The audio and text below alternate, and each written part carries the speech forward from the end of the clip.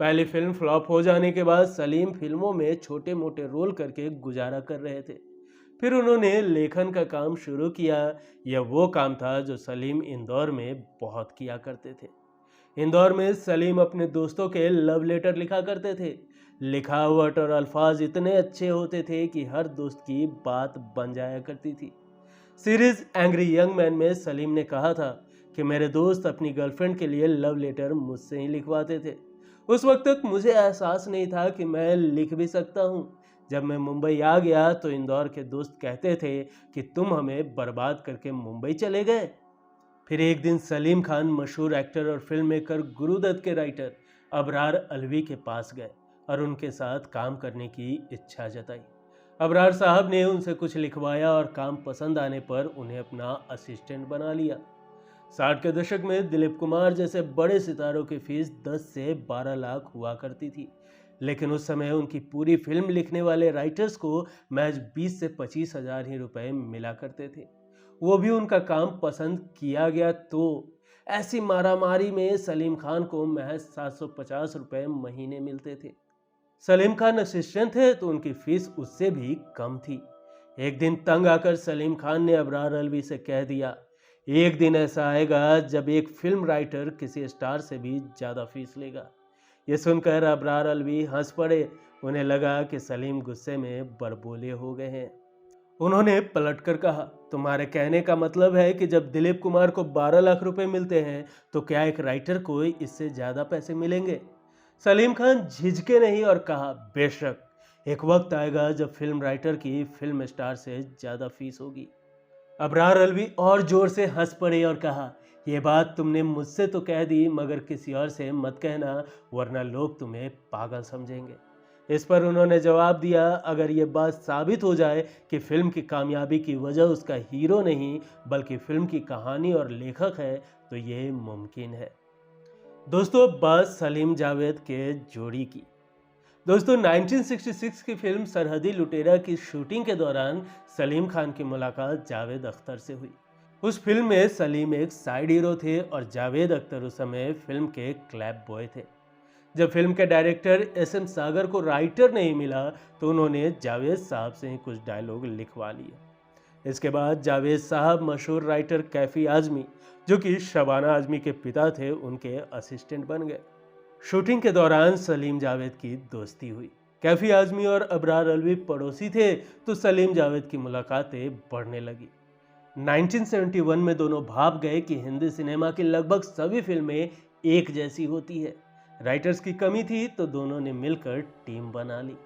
सलीम साहब ने पहले स्टोरी टेलिंग सीखी और फिर लेखन की कुछ टेक्निक्स। दोनों ने मिलकर कुछ छोटी मोटी कहानियां लिखना शुरू कर दिया। दोस्तों, राजेश खन्ना ने 70 के दशक में फिल्म अंदाज साइन की, जिसके लिए उन्हें 2.5 लाख रुपए का साइनिंग अमाउंट मिला।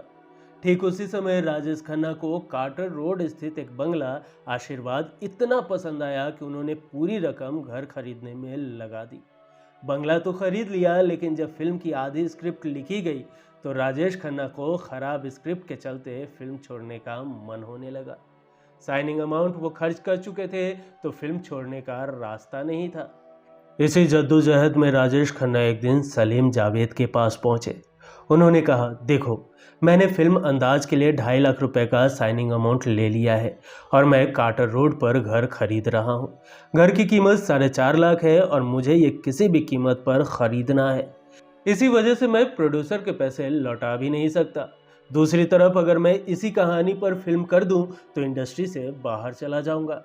मेरे सामने बहुत बड़ी मजबूरी आ गई है, इसीलिए मैं चाहता हूं कि तुम दोनों कैसे भी करके इसे ठीक कर दो। राजेश खन्ना ने वादा किया कि अगर स्क्रिप्ट अच्छी रही तो दोनों को मोटी रकम और फिल्म में बतौर राइटर क्रेडिट दिलवाएंगे। बात बन गई और दोनों फिल्म की स्क्रिप्ट सुधारने में लग गए। प्रोड्यूसर को दोनों का काम इतना पसंद आया कि फिर पुरानी कहानी की जगह उनकी सुधारी हुई स्क्रिप्ट पर फिल्म बनी। राजेश खन्ना ने उन दोनों को 5-5 हजार रुपए दिलवाए, जो उस जमाने में बड़ी रकम थी। फिल्म अंदाज सुपर हिट रही और इससे हेमा मालिनी स्टार बनी। इसके बाद से ही सलीम जावेद की राइटर जोड़ी की चर्चा पूरी फिल्म इंडस्ट्री में होने लगी। राजेश खन्ना ने अगली सुपरहिट फिल्म हाथी मेरे साथी का स्क्रीन प्ले भी उन्हीं से लिखवाया था। 1973 में सलीम जावेद की लिखी फिल्म जंजीर से फ्लॉप कहे जाने वाले अमिताभ बच्चन स्टार बने। अरबाज खान के चैट शो में सलीम खान ने जंजीर के पोस्टर में नाम लिखवाने का किस्सा शेयर किया है। दरअसल फिल्म के पोस्टर पर कभी भी राइटर्स के नाम नहीं लिखे जाते थे, लेकिन सलीम खान ये रीत बदलना चाहते थे, क्योंकि उनका मानना था कि फिल्में तभी चलती है जब उनकी कहानी अच्छी हो। जब फिल्म जंजीर बन रही थी तब एक दिन सलीम साहब ने फिल्म के डायरेक्टर प्रकाश मेहरा से कहा कि हमारे नाम भी पोस्टर में होने चाहिए। इस पर प्रकाश मेहरा ने टालते हुए कहा, राइटर्स के नाम, ऐसा होता है कभी? बात टल गई और फिल्म के रिलीज के दिन नज़दीक आ गए। रिलीज से पहले पूरे मुंबई शहर में फिल्म जंजीर के पोस्टर चिपकाए गए। एक दिन सलीम साहब ने जमकर शराब पी और एक तरकीब निकाली। उन्होंने जीपीसीपी के प्रोडक्शन हाउस में काम करने वाले एक लड़के को कॉल किया और 2 जीप और कुछ पेंटिंग का सामान लाने को कहा। जैसे ही लड़का पहुंचा तो सलीम साहब ने उससे कहा कि पूरे शहर में लगे पोस्टर में लिख दो, रिटन बाय सलीम जावेद। वैसा ही हुआ। अगले दिन शहर में लगे जंजीर के पोस्टर कुछ बदल चुके थे। अमिताभ बच्चन की नाक, जया बच्चन के चेहरे और प्राणनाथ के माथे के ऊपर सलीम जावेद का नाम लिखा हुआ था। खूब हलचल मची और इस बागीपन के चर्चे भी हुए, लेकिन दोनों ने इतिहास रच दिया। हिंदी सिनेमा के इतिहास में पहली बार किसी स्क्रीन राइटर का नाम पोस्टर पर लिखा गया था। जंजीर फिल्म का ट्रायल शो देखने के बाद यश चोपड़ा ने अपने असिस्टेंट रमेश तलवार से कहा कि फिल्म लिखने वालों को मिलने के लिए बुलाइए। संपर्क होने के बाद जब सलीम जावेद को फिल्म लिखने का ऑफर दिया गया तो उन्होंने 2 लाख रुपए फीस मांगी।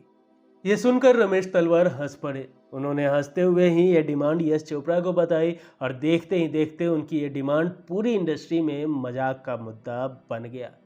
मजाक बना लेकिन बात नहीं बनी।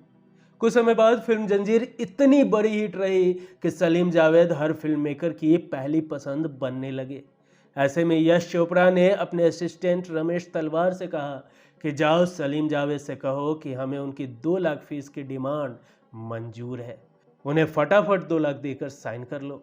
रमेश तलवार सलीम जावेद के पास पहुंची और कहा कि यश चोपड़ा आपकी शर्त पर राजी हो गए। इस पर उन्हें सलीम साहब से जवाब मिला कि 2 लाख फीस तो जंजीर रिलीज होने से पहले की थी, अब हम 5-5 लाख रुपए लेंगे। हुनर ऐसा हल्ला कर रहा था कि यश चोपड़ा को उनकी मांग पर राजी होना पड़ा।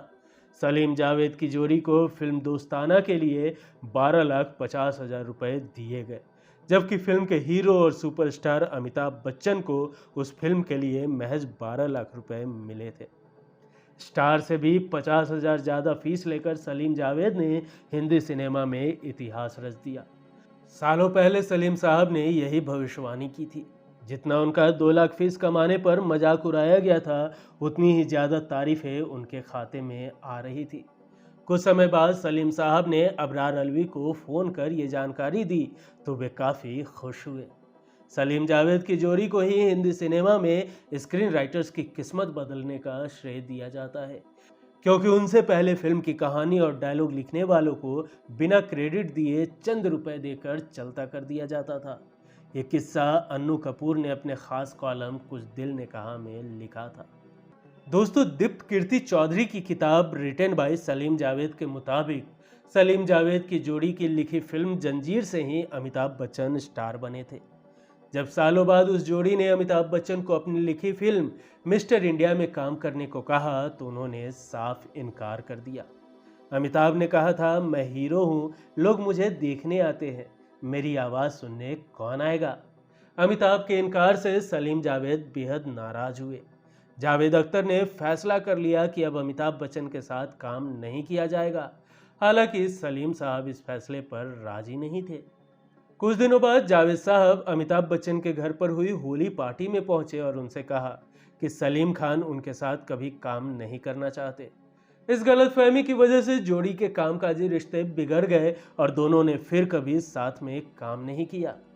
1982 में आखिरकार दोनों की हिट जोड़ी टूट गई। हालांकि दोस्ती आज भी बरकरार है। दोनों की दोस्ती का किस्सा यह भी है कि करियर की शुरुआत में जावेद हनी ईरानी से शादी नहीं करना चाहते थे, वे अपने करियर पर पूरा फोकस करना चाहते थे। ऐसे में उन्होंने सलीम को हनी के घर रिश्ता खत्म करने के लिए भेजा। दोस्त की बात मानकर सलीम जब हनी ईरानी के घर पहुंचे तो उन्होंने जावेद की बहुत बुराई की। हालांकि उनकी यह कोशिश धरी की धरी रह गई। फिर 1972 में जावेद अख्तर ने हनी ईरानी से शादी कर ली। ये किस्सा जावेद अख्तर और सलीम खान ने सीरीज एंग्री यंग मैन में सुनाया था। दोस्तों, जोड़ी टूटने के 20 साल बाद बी.आर. चोपड़ा ने फिल्म बागबान बनानी शुरू की। इस फिल्म का स्क्रीन प्ले खुद बी.आर. चोपड़ा ने लिखा। अब बात क्लाइमेक्स पर आकर अटक गई, जिसमें अमिताभ बच्चन और सलमान खान की इमोशनल स्पीच दिखाई जानी थी। अमिताभ बच्चन ने अपने हिस्से की स्पीच के लिए जावेद अख्तर से रिक्वेस्ट की और वो मान गए। वहीं सलमान खान ने अपने डायलॉग के लिए पिता सलीम खान की मदद ली। सलीम खान ने बेटे के लिए भावुक कर देने वाली स्पीच लिख दी। इस तरह सलीम जावेद ने अलग होने के 20 साल बाद फिर एक ही फिल्म के लिए डायलॉग लिखे जो यादगार बन गए।